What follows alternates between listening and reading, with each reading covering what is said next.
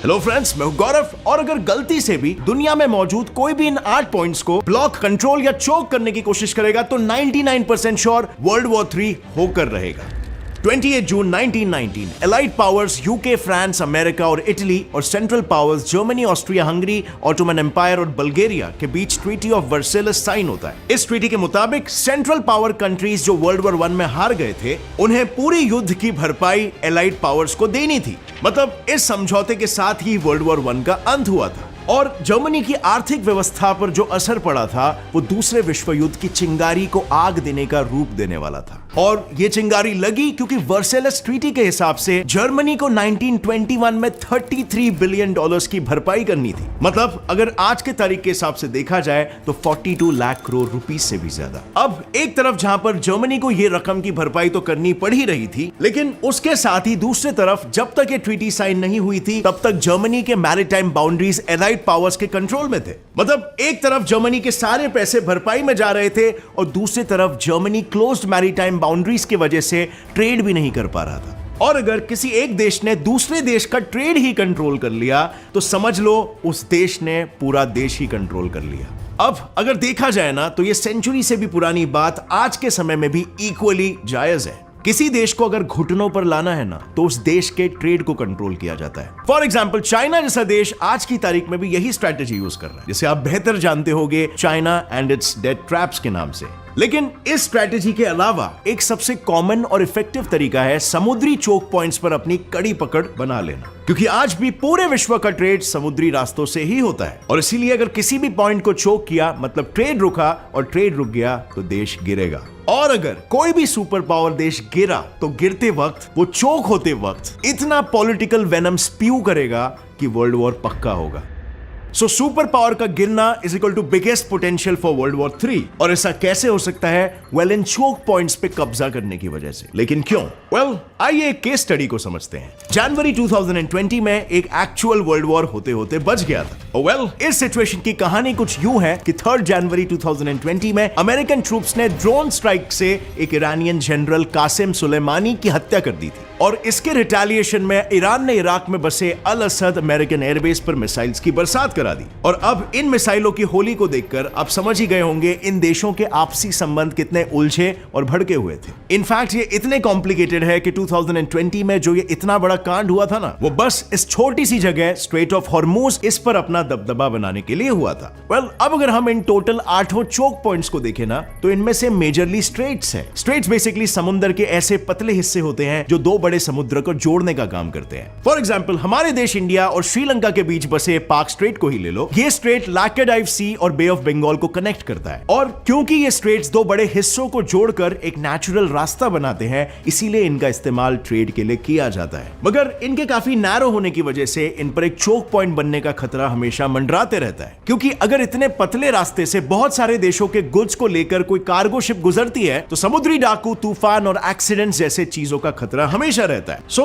Naturally यहां पर यह सवाल आता है कि अगर ये चोक पॉइंट्स इतने खतरनाक साबित हो सकते हैं तो फिर आज भी क्यों देश इनका इस्तेमाल कर रहे हैं? वेल, इसके 3 मुख्य रीजन है। सबसे पहला है इजियर ट्रेड। पूरे दुनिया का एक मशहूर चोक पॉइंट है सुएज कैनाल। इससे पहले हमने इंडिया और श्रीलंका ये 2 देशों के ट्रेड की बात की थी, but Suez canal 2 continents Asia और यूरोप के बीच के ट्रेड को आसान बनाता है। सो यू कैन इमेजिन इस पतली गली का ग्लोबल लेवल पर इंफ्लुएंस क्या होगा। अब इससे पहले यानी जब ये नहीं था तो यूरोपियन या फिर एशियन जहाजों को अफ्रीका से घूमकर यूरोप या फिर एशिया जाना पड़ता था। और सुएज कैनाल के बनते ही ना सिर्फ समय की बचत हुई बल्कि पैसों और खतरों की मात्रा भी कम हो गई।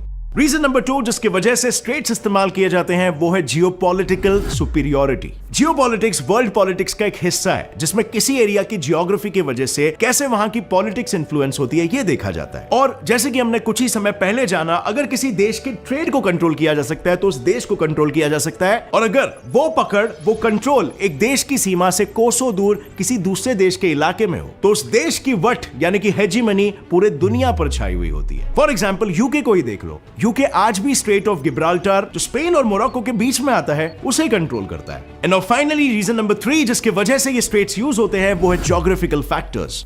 समंदर का सफर तय करने में और जमीन से सफर तय करने में काफी फर्क होता है। समुद्र में काफी सारी चीजों का ध्यान रखना पड़ता है, जिसमें से नेविगेशन एक इंपॉर्टेंट चीज है, और यही वो रीजन है जिसकी वजह से इन पॉइंट्स का यूज होता है ताकि जहाज जल्द से जल्द एक जमीन ढूंढ सके। अब हमने इन स्ट्रेट्स के इंपॉर्टेंस को तो देख लिया, लेकिन इनके वजह से आखिर वर्ल्ड वॉर कैसे हो सकता है? Well, I don't know, may be because country डूब जाएगी। मतलब अगर हम इन चोक पॉइंट्स को ना दो अलग अलग पार्ट्स में डिवाइड करें तो इसमें दो choke points majorly oil trade के लिए फेमस है और दूसरे दोनों जियोपॉलिटिक्स के लिए। आज की तारीख में एनर्जी का टॉप कंट्रीब्यूटर ऑयल है। इनफैक्ट पूरे दुनिया की 1/3 पावर ऑयल से जनरेट की जाती है। और इस काले सोने को लेकर दो चोक पॉइंट्स बहुत ही ज्यादा इंपॉर्टेंट है।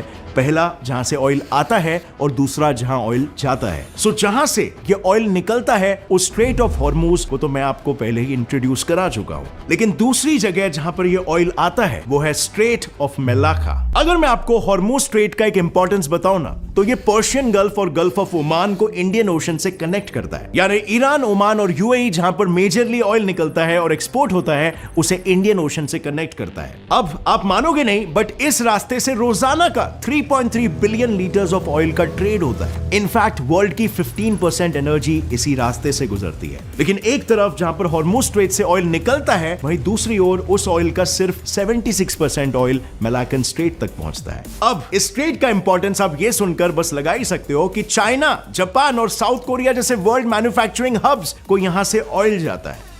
जब इतनी छोटी छोटी जगहों पर इतने बड़े बड़े नंबर्स दांव पर लगे तो आप समझ सकते हो इस जगह का इंपॉर्टेंस क्यों है। और यही वजह है साल 2020 में हॉर्मूज स्ट्रेट को लेकर वर्ल्ड वॉर 3 ऑलमोस्ट शुरू ही हो चुका था। मगर ये तो सिर्फ दो ही चोक पॉइंट्स थे। अगले दोनों पॉइंट्स जिनके वजह से वर्ल्ड वॉर हो सकता है वो जियोपॉलिटिकली बहुत ही ज्यादा इंपॉर्टेंट है। वर्ल्ड में ट्रेड और जियोपॉलिटिक्स के लिए सबसे जरूरी चोक पॉइंट्स में से दो है सुएज कैनाल और पैनामा कैनाल। अब सुएज कैनाल से तो मैं आपको ऑलरेडी इंट्रोड्यूस करा चुका हूं, क्योंकि जैसे कि हम सभी जानते हैं, जब पिछले साल ever given ship Suez canal में अटक गई थी, पूरी दुनिया में मानो हाहाकार मच गया था। पूरे वर्ल्ड का एनुअल ट्रेड 0.2 से 0.4% से डेली कम हो रहा था, यानी कि लगभग 78.1 थाउजेंड करोड़ रुपीस का डेली घाटा हो रहा था। और सुएज कैनाल के बाद अगर हम पैनामा कैनाल की बात करें तो इकलौता ऐसा रास्ता है जो अटलांटिक और पैसिफिक को कनेक्ट करता है। आज इसी की वजह से शिप्स को 8,300 किलोमीटर का ही सफर तय करना पड़ता है, और ये अगर नहीं होता तो शिप्स को पूरा साउथ अमेरिका घूमकर 20,900 किलोमीटर का सफर तय करना पड़ता। और अगर हम पैनामा और सुएज कैनाल को ग्रुप कर दे तो ये दोनों वर्ल्ड ट्रेड में 18% का हिस्सा देते हैं। और अब जरा आप ही सोचिए कि अगर सुएज कैनाल के रास्ते में एक एक्सीडेंटल ब्लॉकेज खड़ा कर दिया जाए तो इतना बड़ा हाहाकार मच सकता है। तो अगर उसे जानबूझकर कैप्चर कर लिया जाए तो तीसरा विश्व युद्ध नहीं शुरू हो सकता क्या? वेल,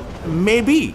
लेकिन कुछ लोग हैं जिनके विचार इससे थोड़े हटकर हैं, जैसे कि यूएस नेवल वॉर कॉलेज के सीनियर प्रोफेसर मिलान वीगो। उनका कहना है कि आज की मिलिट्री टेक्नोलॉजी और बढ़ते डेवलपमेंट ने चोक पॉइंट्स की अहमियत को कम कर दिया है, क्योंकि उनके हिसाब से नेवल कॉन्फ्लिक्ट्स दो तरीके के होते हैं। पहला नैरो वाटर्स में जैसे कि स्ट्रेट्स, और दूसरा है ओपन ओशन कॉन्फ्लिक्ट्स। और आज की मिलिट्री टेक्नोलॉजी ये पॉसिबल बना पा रही है कि देश ओपन ओशन से भी आसानी से वार कर सकते हैं। और इसीलिए इसका मतलब कि चोक पॉइंट्स को कौन कंट्रोल करता है ये असल में मायने नहीं रखता।